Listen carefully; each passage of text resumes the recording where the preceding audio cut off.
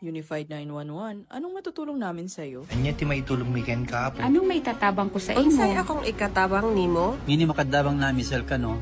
Sa anumang wika o dialekto, may tulong na darating sa iyo.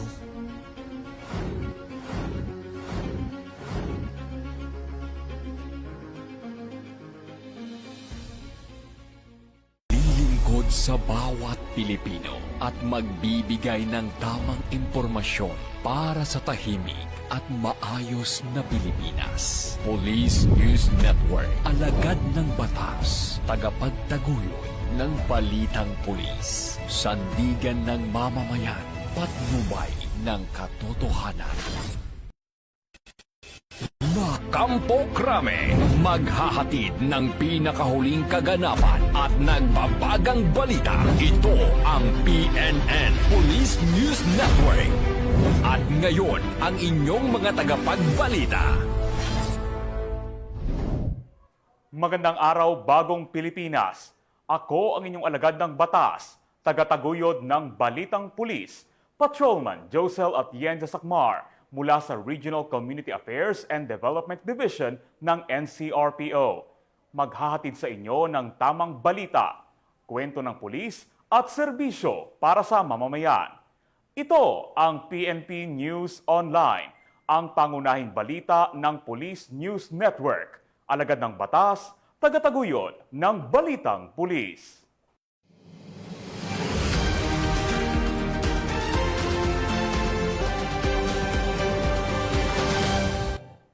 Narito ang mga balitang dapat ninyong abangan. Mahigit 5.7 million pesos na halaga ng marijuana, sinira at sinunog ng PNP sa Benguet. Isang lalaki arestado matapos mahulihan ng ilegal na droga, baril at mga bala sa search warrant ng mga otoridad sa Sarangani Province. Mahigit 2 milyong pisong halaga ng shabu nasabat sa buy-bust operation sa 2 high-value target.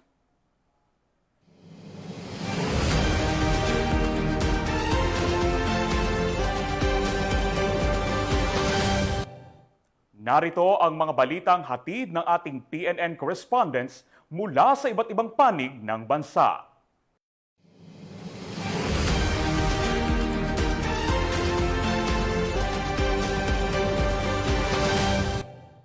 Simulan natin ang balita mula sa bahagi ng Luzon.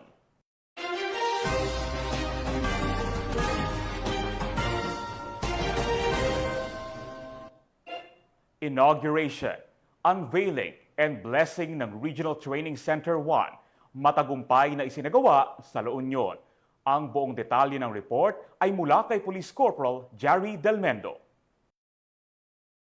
Nang pinasinayaan ng RTC-1 Holoya Park at Holoya Bus sa loob ng Regional Training Center 1 sa bayan ng Aringay, La Union bilang pagkilala sa natatanging kontribusyon ng pamilyang Holoya, lalo na kay Demetrio D. Holoya Sr. Dinaluhan ng seremonya ng buong pamilya Holoya, kabilang ang mga anak, apo at ang may bahay ni Ginoong Holoya Sr. na si Ginang Paulina Chan Holoya bilang pagkilala ng kanilang matibay na suporta sa RTC-1 at sa Philippine National Police. Sa nasabing programa, inihayag ng pamunuan ng RTC-1 na papangalanan ng kanilang training center bilang Camp Demetrio Holoya Sr. RTC-1 bilang permanenteng pagkilala sa malaking ambag at suporta ng pamilya sa institusyon. Layunin ng proyektong ito na may taguyod ang patuloy na ugnayan ng pamayanan at PNP at magsilbing inspirasyon sa mga nagsasanay sa RTC-1 na ipagpatuloy ang tapat at makabuluhang paglilingkod sa bayan. Mula dito sa Ilocos Region, ako ang inyong PNN correspondent, Police Corporal J.R. Del Mendo, alagad ng batas, tagataguyod ng Balitang Pulis. Maraming salamat, Police Corporal Del Mendo. Mahigit 5.7 million pesos na halaga ng marijuana ang sinira at sinunog ng PNP sa Benguet matapos ang isang araw na operasyon.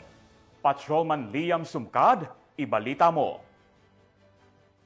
Higit 5.7 milyon na halaga ng tanim na marijuana ang nadiskubre ng Police Regional Office Cordillera sa loob lamang ng isang araw na operasyon sa lalawigan ng Benguet noong Nobyembre 25, 2025. Batay sa ulat ng Regional Operations Division ng ProCar na diskubre sa Barangay Takadang Kibungan ang 7 plantasyon na may kabuuang 28,070 fully grown marijuana plants na tinatayang nagkakahalaga ng 5,614,000 batay sa standard drug price. Samantala natukoy din ang isa pang plantasyon sa Barangay Sentral Kapangan kung saan nadiskubre ang 500 fully grown marijuana plant na may halagang 100,000. Naging matagumpay ang operasyon sa pamamagitan ng koordinadong aksyon ng Provincial Drug Enforcement Unit, Provincial Intelligence Unit, Provincial Special Operations Group ng Benguet PPO, Kibungan MPS, Kapangan MPS, 2nd Benguet PMFC, Regional Intelligence Unit 14 at Philippine Drug Enforcement Agency CAR. Agad namang binunot at sinunog sa lugar ang lahat ng nadiskubring tanim na marijuana.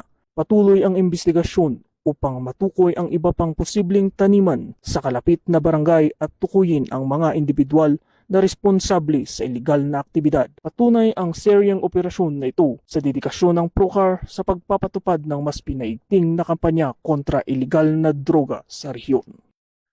Mula dito sa Takadang Kibungan, Benguet, ako ang inyong PNN correspondent, Patrolman Sumkad, alagad ng batas, tagataguyod ng Balitang Pulis. Maraming salamat, Patrolman Sumkad.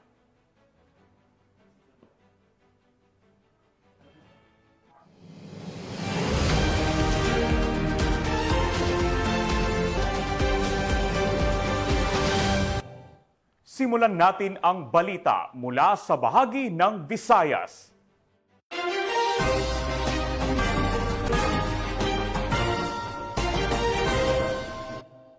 Arestado ang isang tourist guide matapos ang isang matagumpay na anti-illegal drug operation ng mga otoridad sa Panglao, Bohol.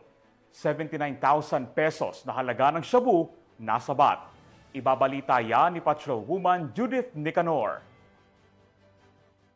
Nasabat ng Panglao PNP ang halos 70,000 halaga ng hinihinalang shabu mula sa isang tourist guide sa isinagawang bypass operation sa Purok 2 Barangay Poblacion, Panglao, Bohol nito lamang nakaraan. Kinilala ni Police Major Sherwin Destora, Chief of Police ng Panglao Municipal Police Station, Bohol Police Provincial Office, ang suspect na si alias Renren, 26 anyos at residente ng Purok 8, Barangay Poblacion, Panglao, Bohol. Ikinasa ng mga operatibang naturang operasyon bandang alas 11:51 ng gabi na nagresulta sa pagka-aresto ng suspect. Nasabat ang 3 pakete ng hinihinalang shabu na may kabuuang timbang na 10.2 grams at may standard drug price value na 69,360 pesos, coin purse at bypass money. Samantala, kasalukuyang nasa kustodiya ng nasabing tanggapan ng suspect para sa dokumentasyon at tamang disposisyon. Ang mga kapulisan ay patuloy sa pagpapaigting ng kanilang kampanya kontra iligal na droga at tiyaking ligtas ang bawat mamamayan sa banta ng karahasan na naidudulot ng paggamit ng ipinagbabawal na gamot.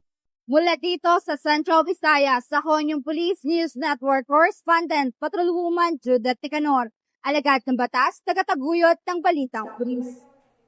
Maraming salamat, Patrolwoman Nicanor. Lalaking wanted na may kinalaman sa iligal na droga, arestado sa operasyon ng mga miyembro ng Tacloban Mobile Force Company. Magbabalita dyan si Patrolwoman Cristel Palafox.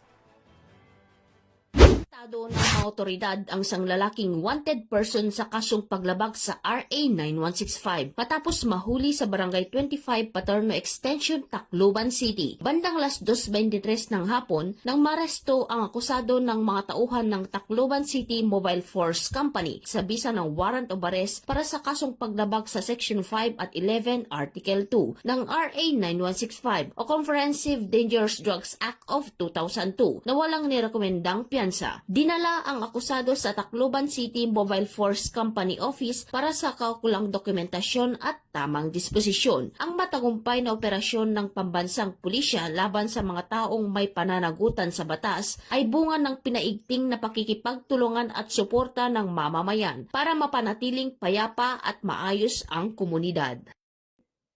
Mula dito sa Eastern Visayas, ako ang inyong PNN correspondent, Patrolwoman Palafox, alagad ng batas, tagataguyod ng Balitang Pulis.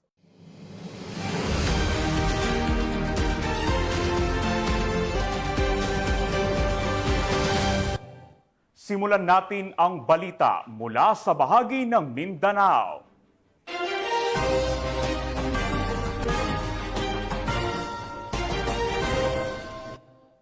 Isang lalaki na itinuturing na top 4 city most wanted person na may kasong lascivious conduct na may kaugnayan sa RA 7610 o Special Protection of Children Against Child Abuse, Exploitation and Discrimination Act. Arestado ng mga otoridad sa Zamboanga del Norte. Patrolwoman AJ Cortez sa report. Matagumpay na naaresto ng Dapitan City Police Station, katuwang ang Mabuhay SBC, 5th Special Operation Unit, 901st Maneuver Company, RMFB 9 at Zamboanga del Norte, PMFC, ang isang top 4 most wanted person, city level, na nahaharap sa kasong paglabag sa Republic Act 7610 sa isinagawang operasyon sa Barangay Kawa-Kawa, Dapitan City, Zamboanga del Norte, bandang alas 5 ng hapon, nito lamang ika-26 ng Nobyembre taong kasalukuyan. Kinilala ang sospek na si alias Boyet, 28 anyos, walang asawa, mangingisda at residente ng Barangay Tag-Ulo, Dapitan City, Zamboanga del Norte.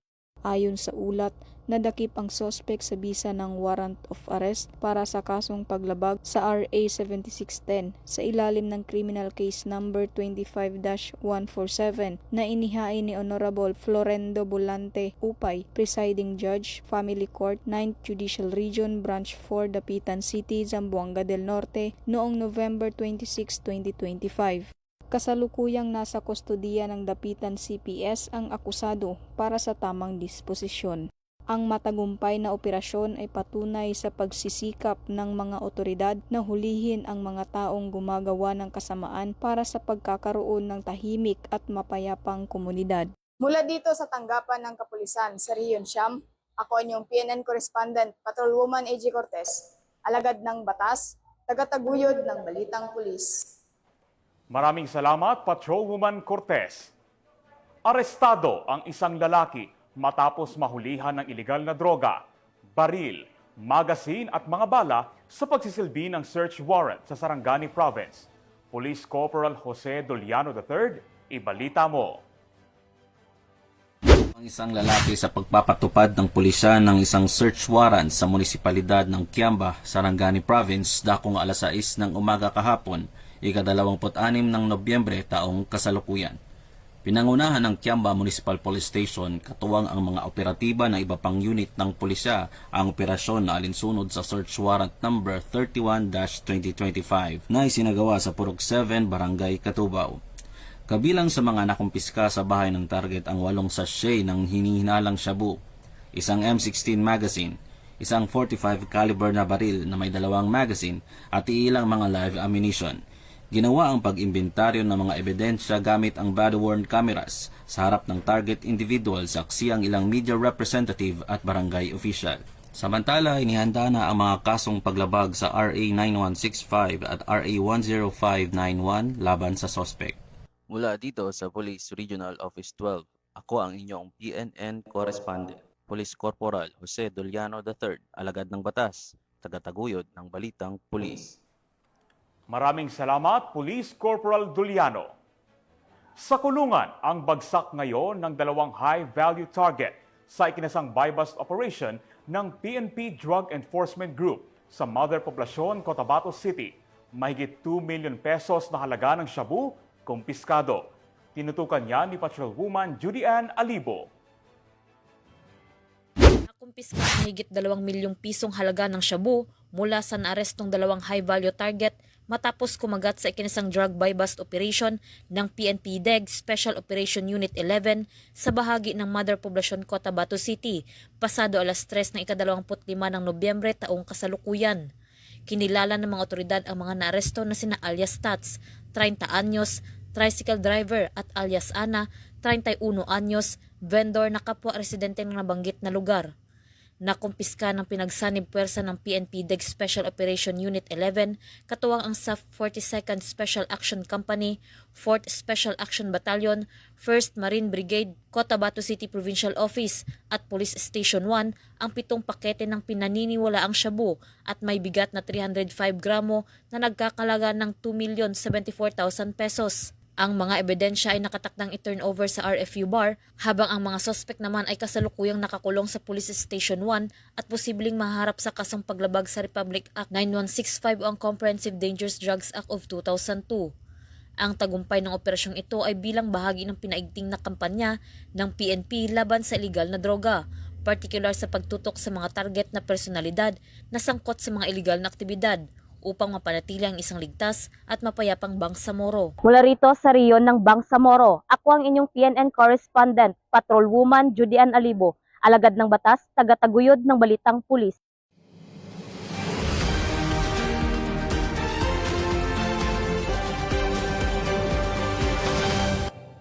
At yan ang mga balitang nakalap ng ating PNN correspondents mula sa Luzon, Visayas at Mindanao. Mga ka-PNN, 28 days na lang, Pasko na!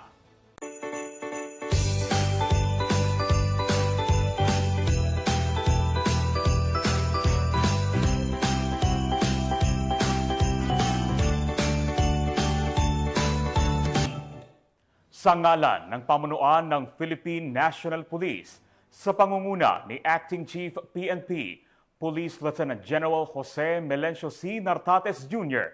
at sa pamumuno ni President Ferdinand Bongbong Marcos Jr. Kami ay maglilingkod sa bawat Pilipino at magbibigay ng tama at balanseng balita. Mula rito sa tanggapan ng tagapag-ugnay ng Pambansang Pulisya, kami ang inyong alagad ng batas, tagataguyod ng Balitang Pulis. Ako ang inyong tagapag-ugnay, Patrolman Josel Atienza Sacmar, mula sa Regional Community Affairs and Development Division ng NCRPO. Maghahatid ng tamang balita, kwento ng pulis at serbisyo para sa mamamayan. Ito ang PNP News Online at ito ang bagong PNP para sa bagong Pilipinas. Serbisyong mabilis, tapat at nararamdaman.